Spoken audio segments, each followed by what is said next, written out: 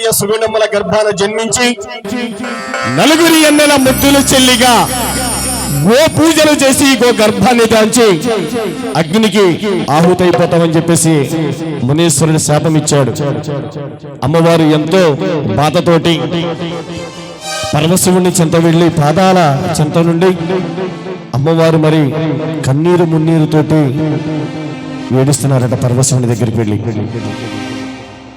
ఏడుస్తున్నవంటి ఏడుపుని శాపం ఇచ్చినటువంటి మునీశ్వరుడు కూడా చూసి ఈ శాపానికి విముక్తి కలగాలంటే నీవు భూలోకములు వెళ్ళి యాగంటి వారి ఇంట జన్మించి గో పూజలు చేసి గో గర్భాన్ని దాంచి అగ్నికి ఆహుతివైపోయి కోరిన వారికి కోరికలు తీరుస్తూ అడిగిన వారికి వరములను ఇస్తూ సంతానము లేని వారికి సంతానం ఇస్తూ విరాజులమని చెప్పేసి శాపం ఇచ్చాడు. ఆ శాపం వలనే ఈనాడు ఈ కలియుగంలో నిదానం పాటి శ్రీ మహాలక్ష్మి అమ్మవారిగా యాగంటి రామయ్య సుగుణమ్మల గర్భాన జన్మించి నలుగురి అన్నల ముద్దుల చెల్లిగా విరాజులటువంటి అమ్మవారే శ్రీ నిదానం పాటి శ్రీ మహాలక్ష్మి అమ్మవారు. అమ్మవారికి మాయా గర్భం ఎలా వచ్చిందో కొంతమంది మాత్రమే తెలుసు. తెలియని వాళ్ళకి అమ్మవారు రోజు కూడా వాళ్ళకు ఉన్నటువంటి 100 ఆవుల దొడ్డిలోకి వెళ్ళి అమ్మవారు రోజు కూడా గోపూజలు చేసి గోగర్భాన్ని స్వీకరించేవారట. రోజులాగానే లక్ష్మీదేవి అదే విధంగా ఉదయాన్నే లేచి అమ్మవారు గోపూజలు చేసి గోగర్భాన్ని పూజ చేస్తున్న వేళ విశేషాన వీళ్ళకు ఉన్నటువంటి ఈ 100 ఆవుల దొడ్డిలోకి ఆంబోతు ఏర్పడి వచ్చి గోమాత మీద కలయికలతోటి కలిసినటువంటి ఈ కణాలతో కూడినటువంటి గోపంచకాన్ని తాగటం వలనే అమ్మవారికి మాయాగర్భం వచ్చినది. రామయ్య గారు మరి సుగుణమ్మ చుట్టుపక్కల ఉన్నటువంటి 20-25 గ్రామాలకి పెద్దగా ఉండేవారట. ఏ గ్రామంలో కూడా అన్యాయం జరిగిన ముందుండేవారు, తీర్పు ఇవ్వడానికి ముందుండేవారు. అటువంటి కుటుంబాన్ని మరి అమ్మవారికి గర్భం రావడం, అమ్మవారు 11 సంవత్సరములకి మరి పుష్పావతి కూడా కాకుండానే అమ్మవారికి గర్భం వచ్చిందని చెప్పేసి లోకులు కాకులుగా అమ్మవారిని హేళన చేస్తున్నారు. ఏమయ్యా రామయ్య, మాకు నీతులు చెప్పడానికి వస్తున్నావు, ఇంట్లోనే నీ కూతురికి గర్భం వచ్చిందయ్యా, నీ ఇంట్లోనే నువ్వు సరి చేసుకోకుండా మా ఊరు వచ్చి మాకు తీర్పులు చెప్పుతున్నావయ్యా అని చెప్పేసి అవమానాలకి పాల్గొంటూ రామయ్య గారు సుగుణమ్మని అడిగాడు. అమ్మా, లక్ష్మీదేవి మన ఇంట్లోంచి బయటికి వెళ్ళినదా, లేకుంటే బయట నుంచి పరాయి వాళ్ళు ఏమైనా మన ఇంటికి వచ్చారా అని అడుగుతుంటే సుగుణమ్మకి నరనరాలు మొత్తం కూడా పగిలిపోయి, ఏమండి అమ్మవారు అన్యం పుణ్యం ఎరుగని మన లక్ష్మీదేవికి పై ఇలా అడుగుతున్నారా అంటే కాదే, లోకులు కాకులుగా మరి మనల్ని అడుగుతున్నారే మన లక్ష్మీదేవికి ఇలా అయిందని చెప్పేసి అని అడుగుతుంటే నలుగురు అన్నలు కూడా ఏ గల్లీకి వెళ్ళినా, ఏ వీధికి వెళ్ళినా, ఏ బజార్కి వెళ్ళినా కూడా ఏమయ్యా మీరు చుట్టుపక్కల గ్రామాలకి పెద్దవాళ్లే, మీ ఇంట్లోనే అన్యాయం జరిగితే తెలుసుకోలేకపోయారే, మీరు ఒక పెద్ద మనుషులా, మీరు ఒక పెద్ద మనుషుల ఇంట్లో పుట్టినటువంటి కుమారుడా అని చెప్పేసి అందరూ కూడా అడుగుతుంటే వీళ్ళకు కూడా నరవలేని నాలుక ఎటు కావాలంటే ఎటు తిరుగుతున్నది. అమ్మవారిని ఎలాగైనా సరే మన తల్లిదండ్రులు ఇంట్లో లేని సమయాన అమ్మవారిని ఎలాగైనా సరే చంపేశాలని చెప్పేసి వీళ్ళు నలుగురు అన్నలు కూడా కుట్రబూనారు. ఇందులో చిన్నన్నయ్య లింగయ్యకి ఎటువంటి సంబంధం లేదు. ఆయనకి చెప్పకుండానే ఈ సుగుణమ్మ రామయ్యలు ఎప్పుడైతే వెళ్ళారో ఊరికి, అమ్మా లక్ష్మి, ఎప్పటి నుంచో నువ్వు పొలము రావాలని అడుగుతున్నావు కదమ్మా, అమ్మా నాన్న కూడా ఊళ్ళో లేరమ్మా, మాకు అన్నము తీసుకురమ్మా. మనకి అడిగొప్పల గ్రామాన నిదానం పాటి పొలిమేర ఉన్నటువంటి 12 ఎకరాల పత్తి చేలో వావేస్తున్నామమ్మా. నీ చేతుల మీదుగా కూడా మాకు కొంచెం సహాయం చేయమ్మా అని అంటే, అయ్యో ఎటువంటి అన్యం పొందం మెరుగని లక్ష్మీదేవి అన్నం మాటలకి గౌరవించి అన్నం తీసుకొని వెళ్ళడం సాగారు. దారిలో వెళుతున్నటువంటి వేళా విశేషాన వాయుదేవుడు ఎదురొచ్చాడు.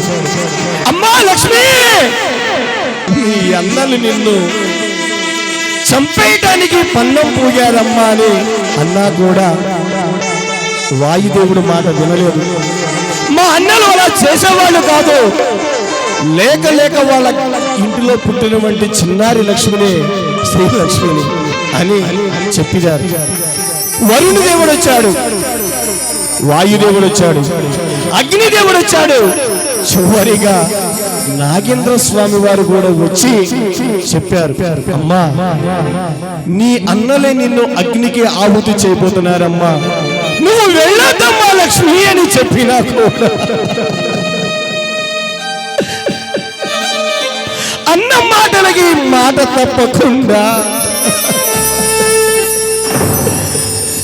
అన్నము మూటను కట్టుకొని భుజాన తీసుకొని వెళుతుంటే పక్కన ఉన్నటువంటి గేదెలు కాసేవాళ్ళు, గొర్రెలు కాసేవాళ్ళు, ఆవులు కాసేవాళ్ళు కూడా చెప్తున్నారు, ఏమ్మా ఏనాడు కూడా గడప దాటి రానిటువంటి నీవు ఈ రోజు పొలం వస్తున్నావా?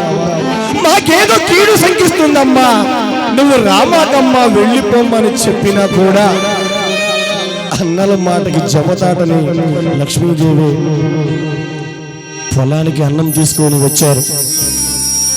చిన్నన్నయ్య లింగయ్యకి అనుమానం వచ్చింది. అన్నలేదో నాకు తెలియకుండా మా ముగ్గురు అన్నలు నా చిన్నారి చిట్టి తల్లిని ఏదో చేయబోతున్నారని చెప్పేసి అనుమానం వచ్చింది. ఎట్లాగైనా చిన్న తమ్ముడు ఉంటే మన లక్ష్మిని ఏది చెయ్యనీయడని చెప్పేసి చిన్నన్నయ్యని లింగయ్యని మన అడిగొప్పల గ్రామంలో ఊరి మధ్యనటువంటి బావి దగ్గరికి వెళ్లి నీళ్లు తీసుకురమ్మని పంపించారు. పాపం చిన్నన్నయ్య లింగయ్య అమాయకుడు, నా చెల్లిని అలా చెయ్యరు అని చెప్పేసి నమ్మి వాళ్ళ దగ్గర ఉన్నటువంటి బుర్రకాయని తీసుకొని నీళ్లు తీసుకురావడానికి వెళ్ళాడు అడిగొప్పల గ్రామానికి. ఎప్పుడైతే లింగయ్య మంచినీళ్ళకి వెళ్ళడం చూశారో ఈ ముగ్గురు అన్నదమ్ములు కూడా, అమ్మా నీవు కూడా మరి చిన్నన్నయ్య లేడు కదమ్మా, మాకు కొంచెం నువ్వు సహాయం చేయమ్మా అని అమ్మవారిని 12 ఎకరాల పత్తి కట్టపై నిలువుగా ఎక్కించి, అమ్మా చివరి పనగా నీ చేతుల మీదుగా వేయమ్మా అని చెప్పి ముగ్గురన్నలు కూడా 3 వైపులా నిప్పునంటించారు. ఎప్పుడైతే ఈ నిప్పునంటించారో అడిగొప్పల గ్రామంలోకి నీళ్లు తీసుకురావడానికి వెళ్ళినటువంటి చిన్నన్నయ్య లింగయ్య, అమ్మా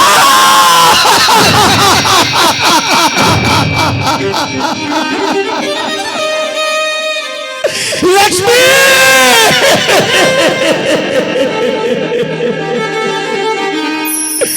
ఎంత పని చేసావమ్మా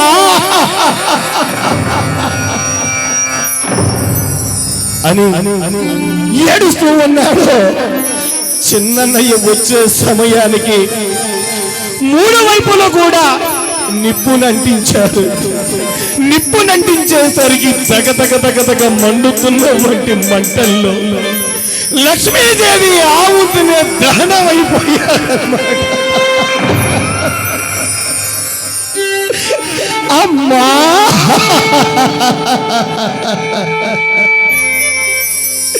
ఎంత పని చేశారు అన్నయ్య చెల్లిని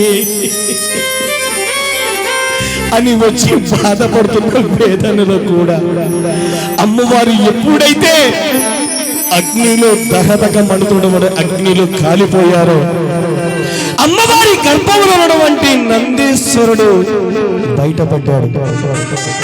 ఎప్పుడైతే బయటపడ్డాడో ఈ ముగ్గురు అన్నయ్యలు కూడా అప్పుడే నిలువుగా కళ్ళు పోయినాయి.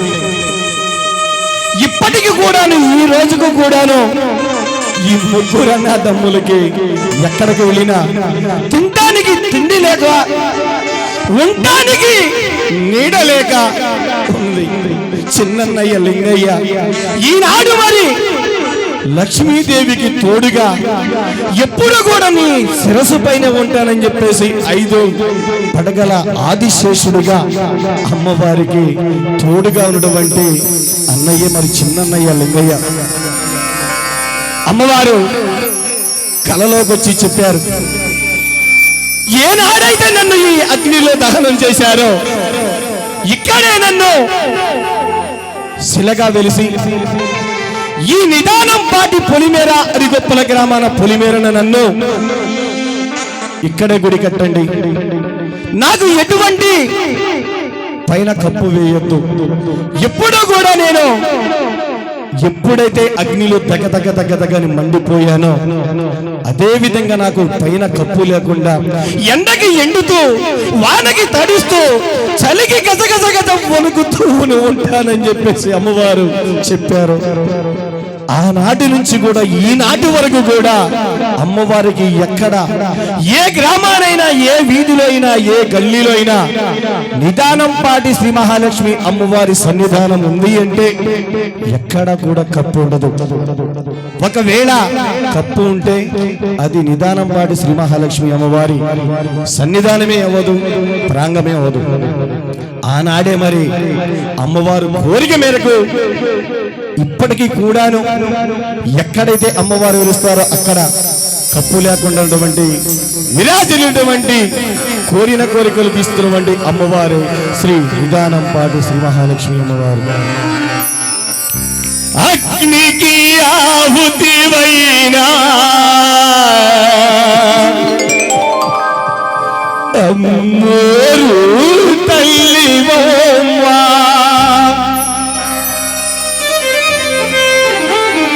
నీ గుడిలో మ్రోగే గంట, నీ గుడిలో మ్రోగే గంట అదే శరణు ఘోష, అదే వేద ఘోష.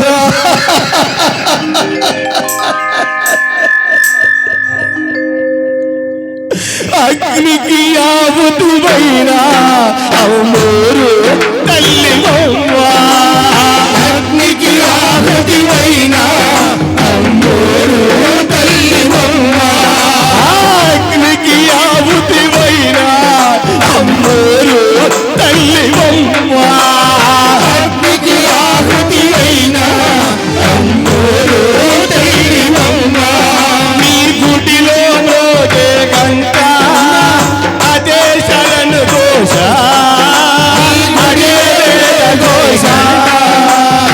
అగ్నికి ఆహుతివైనా అమ్మోరు తల్లివమ్మా. అమ్మా లక్ష్మి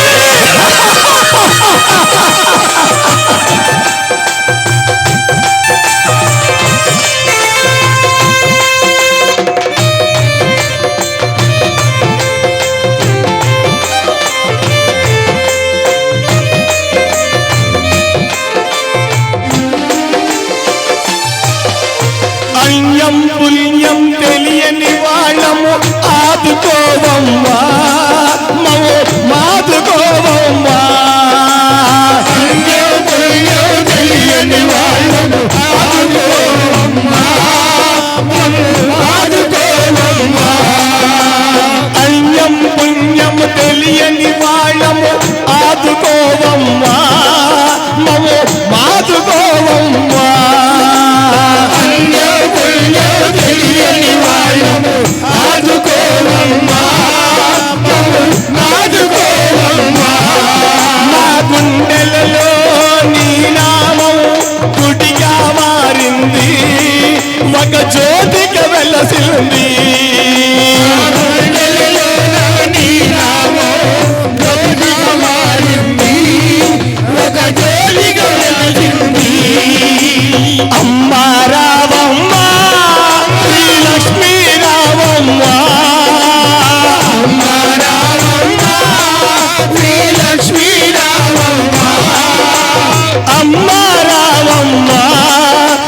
లక్ష్మీ రావమ్మ లక్ష్మీ రావమ్మ అగ్నికి ఆపుతివైనా కన్నూరు తల్లివమ్మ అగ్నికి ఆహుతివైన అమ్మోరు తల్లివమ్మ అమ్మా ఓలాలగుట్టలో ప్రాణ తల్లి నిన్నే నమ్మి వచ్చాను కదమ్మా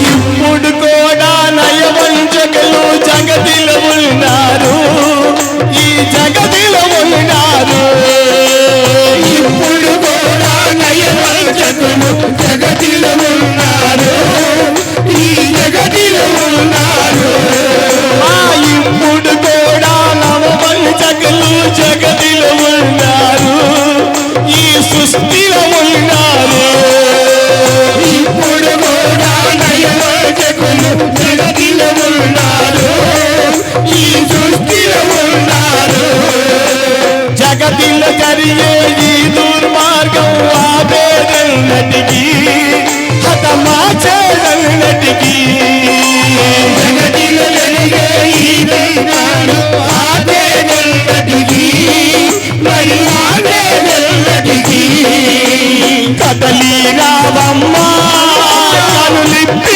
చూడమ్మా కదలి రావమ్మ కదలెత్తి చూడమ్మా కదలి రావమ్మా కనులిప్పి చూడమ్మా కదలి రావమ్మ కదలెత్తి చూడమ్మా అగ్నికి ఆపుతివైనా అమ్మూరు తల్లివమ్మా అగ్నికి ఆహుతి అయిన అమ్మోరు తల్లివమ్మ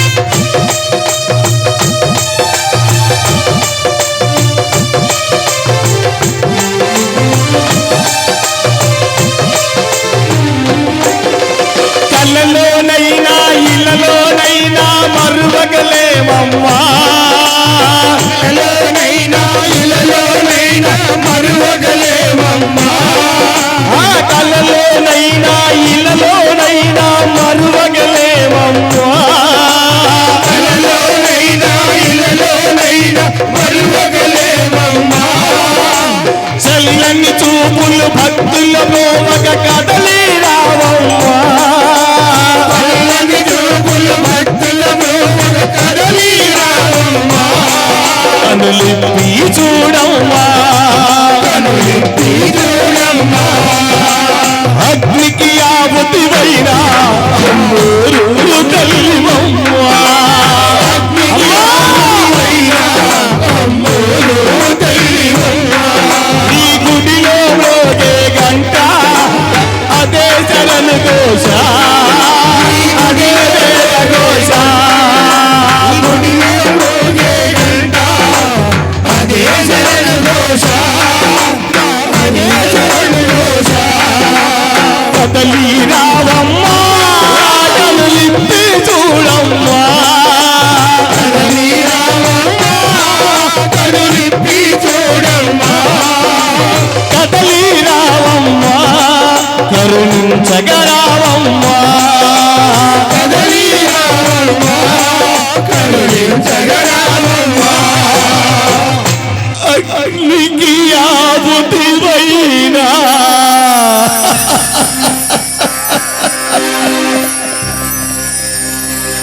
అమ్మోరు తల్లి మో